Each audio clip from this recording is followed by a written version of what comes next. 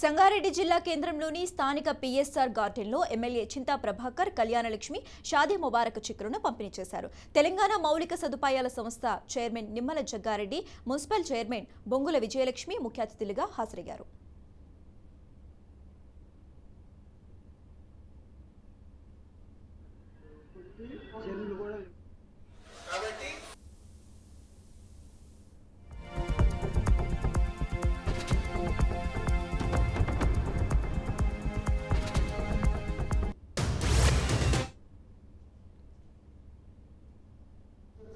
ఇటువంటి పొరపాట్లు జరగకుండా చూడాలని చెప్పి, ఎందుకంటే చాలా ఇబ్బంది పడుతూ వాళ్ళ ఇబ్బందులు కొంత దూరం అయితే అన్న ఉద్దేశంతో ఈ కార్యక్రమం చేపట్టడం జరిగింది.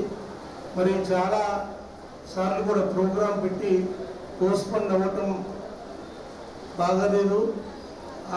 ఆ రకంగా వాళ్ళకు తొందరగా చెక్కులు ఇస్తే వాళ్ళ అవసరాలకు ఉపయోగపడుతుందని నేను మనవి చేస్తూ, మరి ఇప్పటికే చాలా ఆలస్యమైంది. ఈ కార్యక్రమంలో అందరూ కూడా